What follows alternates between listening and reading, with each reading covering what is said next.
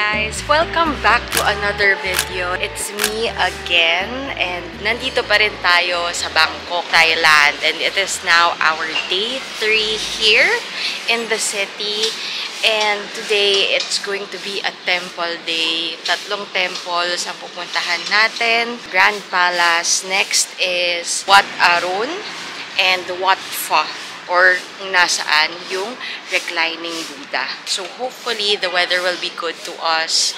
Right now, it's a bit gloomy. May forecast na uulan daw this afternoon. But hoping for the best talaga, no? Nagaantay lang kami ng Grab. Medyo matagal kasi yung commute. It will take us around 45 minutes and 30 minutes dun ay lakad. If train lang yung gagawin namin. Before going to the Grand Palace pala, mag-breakfast muna kami sa Thip Samay. So, ang Thip Samay, sinasabi na ito daw ang best pad thai dito sa Thailand. And actually, nakainan ko na siya before nung nag-Thailand ako with friends. Totoo, masarap nga doon.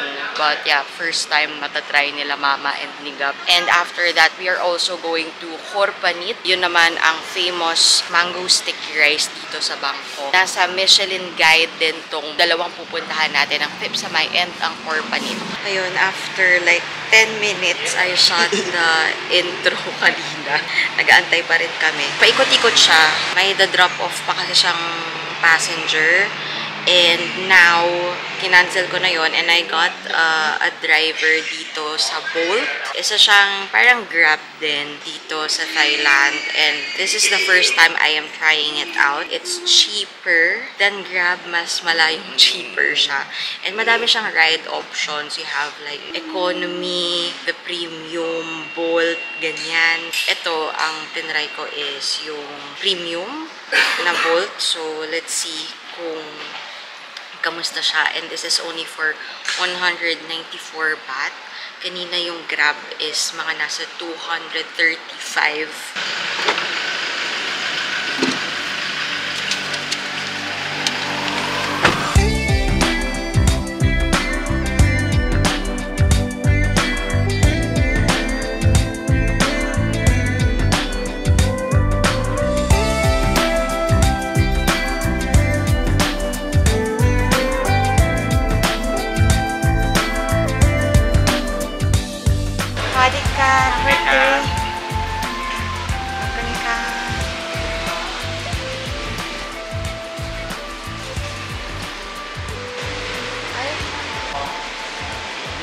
Nandito na kami ngayon sa Thip Samay. Naka-order na din kami. Mostly ng food dito ay pad thai talaga. Pero meron din silang mga seafood, spring rolls, mga juice din. Milk tea, coconut, orange, and pineapple juice. Ang food ay nag-range naman sa 90 baht to 500 baht. Pero yung 500 baht, yun yung pang group na malaking pad thai naman siya. Good morning. So, nagbigay na sila ng beto toge. So, mayroon din silang mga condiments dito. You can also adjust your pad thai according to your taste. And so, ito yung orange juice nila. Ito yung small. Ayan. Meron ding big. Pang 2 tao naman daw. Ito yung drink ni Mama. Ito yung coconut, icy coconut juice.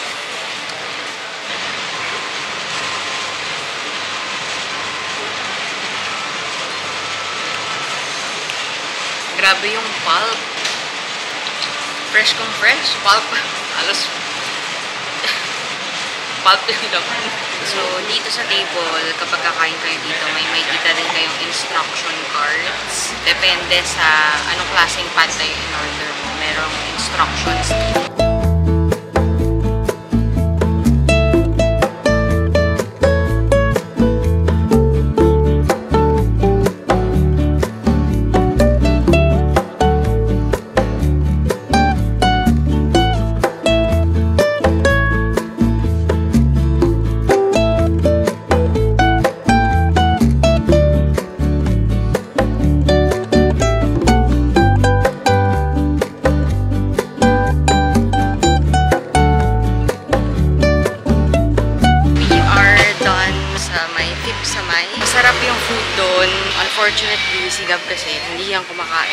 medyo may pagka-picky siya sa food. Hindi nakain yung pad thai na binili namin for him. Kaya nandito kami ngayon sa 7-Eleven. Hanap kami ng pwedeng makain niya. Pero after this one, we are going to Korpanit. Maglalakad na kami, parang mga 12 to 11 minutes away yung Korpanit from Tipsamay. So, yung sinusundan ko lang, no, yung Google Maps lang. Medyo gloomy, pero lumalabas from time to time yung araw. And ito nga palang suot ko is, nabili ko to sa Platinum Mall. So, ito yung nilalakaran namin ngayon.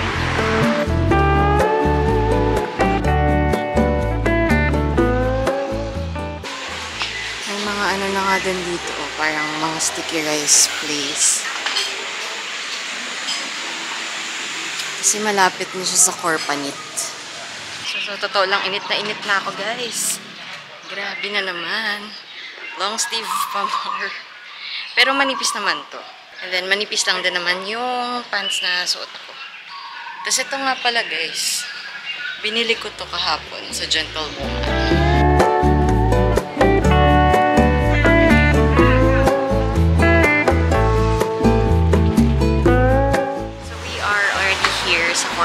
Walang mga table dito. Yung chairs lang. Like us here. Just seated along the sidewalk. Ayan. Hi, Ma. Hi, Gabi. Hi. May staff naman dito sa labas. Tapos tatanungin ka kung ilan yung order mo. Ganon. Isa lang yung in-order namin ni Mama. Then kung gusto pa, edi order pa. Pero ako medyo busog pa ako from kanina. Ikaw, Ma? Gusto ko ba? Yeah.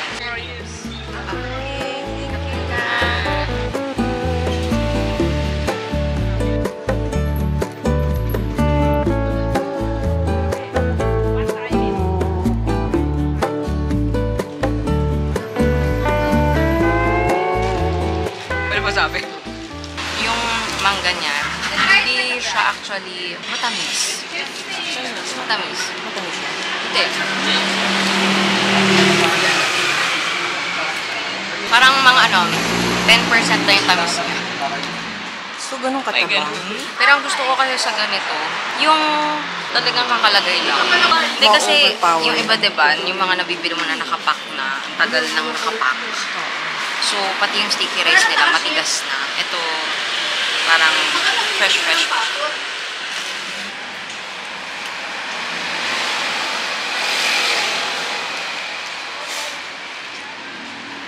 Wow!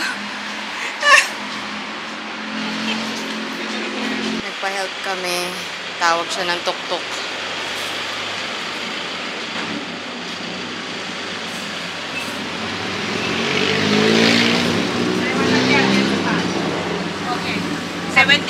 Kapkun ka.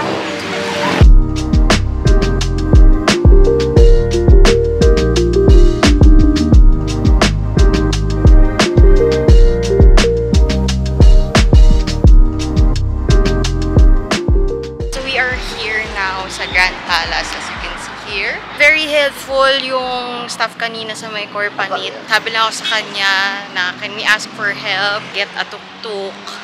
Tapos tinanong na niya saan papunta.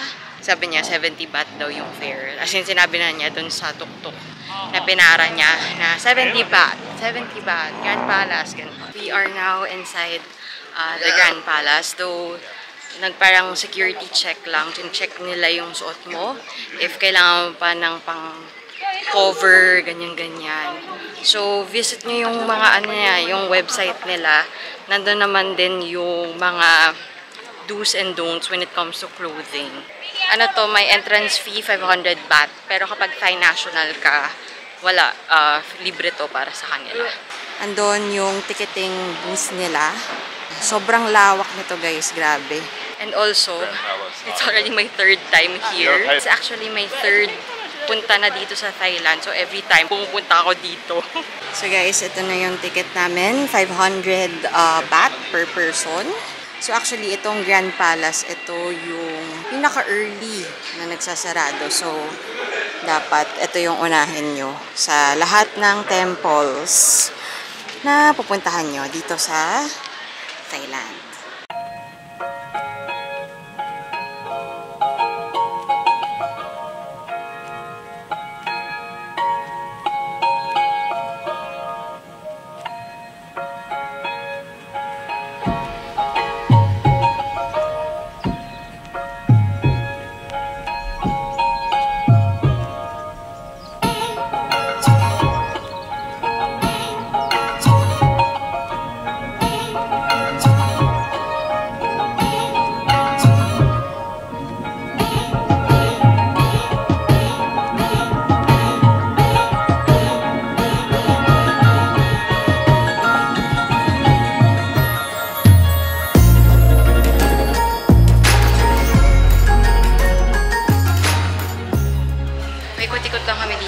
picture ng picture.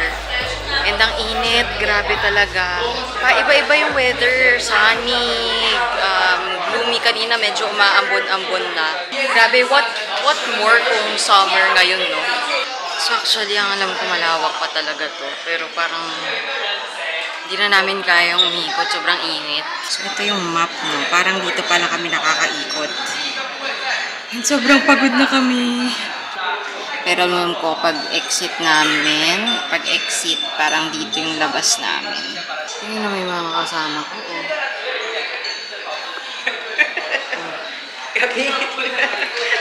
Hindi na kaya. Show ko si mama, show mama. Hello? Oh, Korean heart pa rin.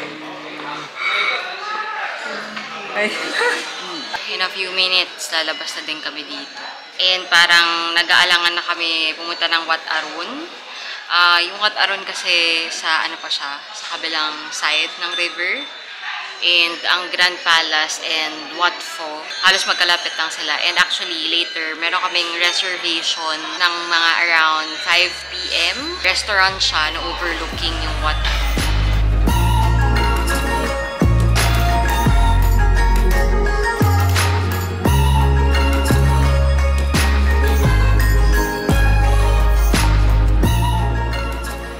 Naglalakad lang kami dito sa gilid ng Grand Palace. Ito yung Grand Palace ngayon. Papunta na kami, malapit lang sa Wat Phra or dun sa may reclining Buddha. So yun na yung pupuntahan namin susunod. Hindi na namin yung pupuntahan yung Wat Arun. Total, yung kakainan namin ng dinner mamaya, overlooking naman yung Wat Arun. So yun na lang.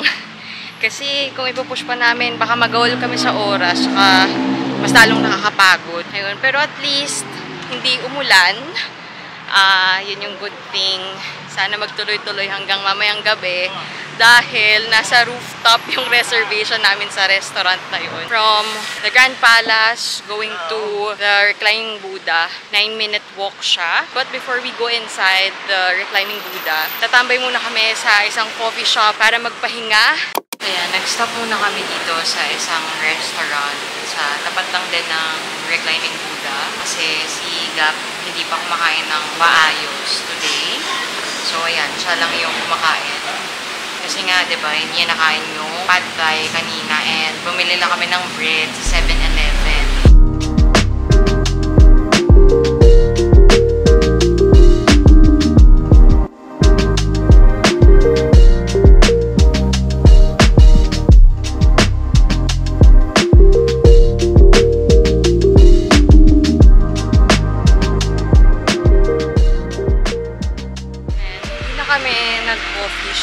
Bumili na kami ng ganitong iced coffee doon sa nagtitinda sa cart lang along dito sa side ng reclining Buddha. So ito ay iced coffee, 25 baht lang. Sarap. Like it.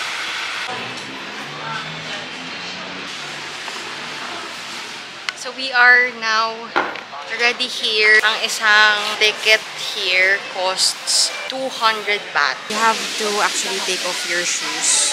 So, meron ganyan. Then, bibit-bitin mo dyan sa loob.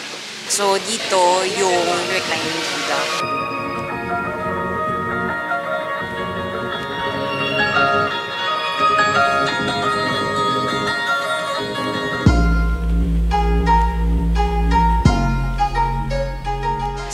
Spot din where you can take a picture dito.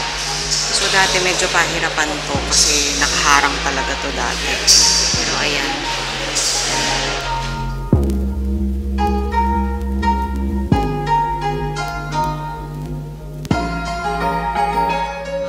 Ito yung foot ng reclining Buddha. Na-over here ko sa nag-explain kanina para pinapakita doon yung circle of life. Ganun. So dito guys, mga coins yan. For 20 baht, makakapaglagay ka dyan ng coins and then you can make wish.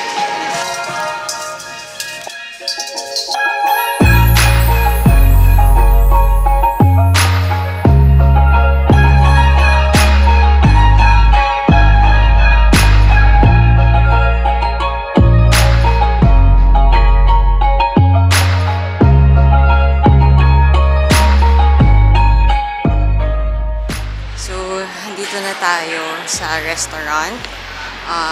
That one.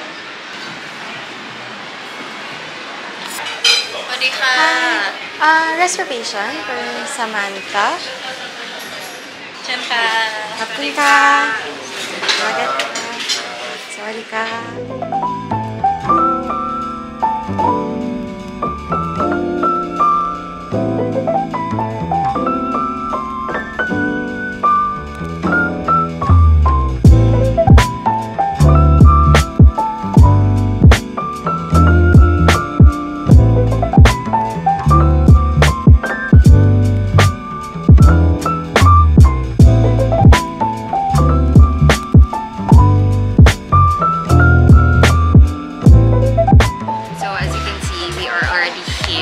Supaniga eating room, and it is overlooking Wat Arun, as I've mentioned before. This one, actually, we made a reservation here 1 month before nung etong intended date namin, which is September 5. So, you can only make a reservation within that time frame. Medyo mabilis maubos yung reservation nila kasi nung by the time na kabook ako, may ibang time slots na hindi na pwede. And yung start ng dinner nila dito is 5 p.m. and yun yung binook namin. So, pwede ka magstay dito from 5 to 7 kasi by 7:15, I think meron ng next na dun sa reservation. Itong seat pala namin is rooftop na table, pero meron dito riverside. Ayan, yan yung mga riverside as in nasa edge siya. So, magandang view din doon. Kaso, the thing is, meron siyang amount na kailangan mong gastusin. So, it's actually 2,000 Thai baht per head. Malaking ano na yun, malaking gastusan. Tatlo lang din naman kami, hindi naman kami super malakas kumain. Usually, mga takaw tingin lang kami.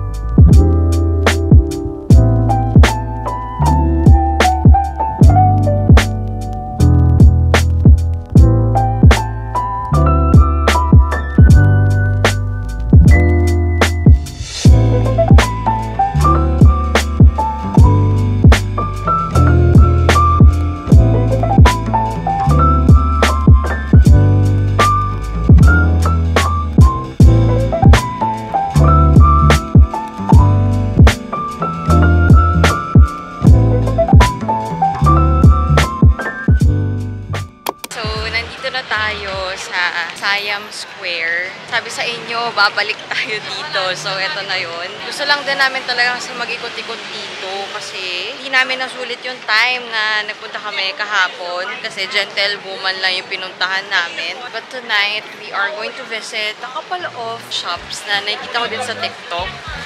First sa agenda natin ay ang Frank Garcon.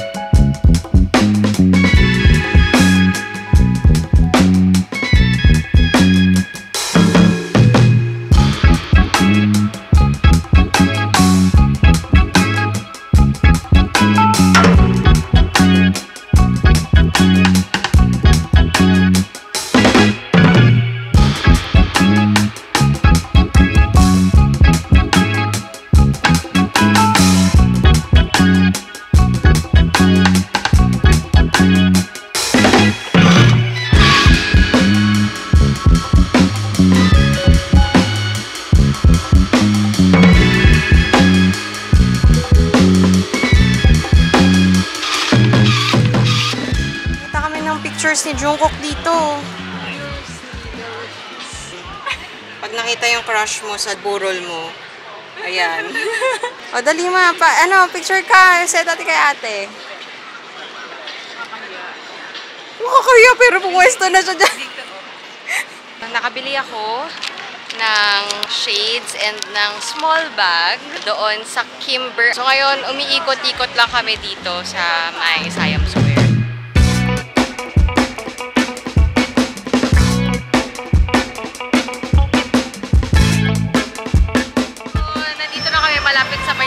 Paragon. So, pupunta kami doon. Up until 10 siya. Wala na kami ganong maikutan sa Siam Square dahil mostly ng mga shops doon nagsasarado na. And parang di namin ganun ka-taste din yung mga items na nandun. Wala lang, magpapalamig lang kami sa mall. So, ayan, tatawid lang kami through the train station para makapunta kami doon.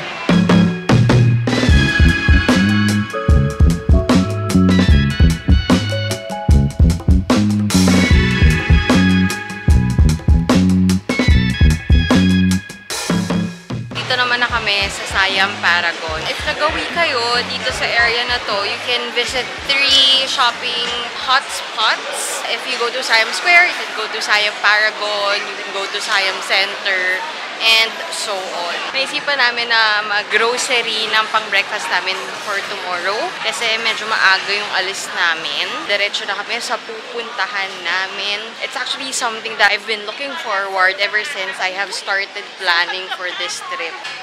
Hanap lang kami ng cup noodles. Pero tom yum mama, maanghang sa pa lang, umaga. Ito akong Blackpink Mario. Hindi ako makabili niyan sa Pinas. You need bag? Yes please. Pauwi na kami. Nag-book na ako ng Grab. I guess I will be ending the vlog here. Thank you again for sticking out till the end of the video. I hope you enjoyed this video as much as we did. So, it's another day tomorrow and most probably it's another tiring day tomorrow. No? So, don't forget to like this video and subscribe. Ayun lang. Thank you again. Bye!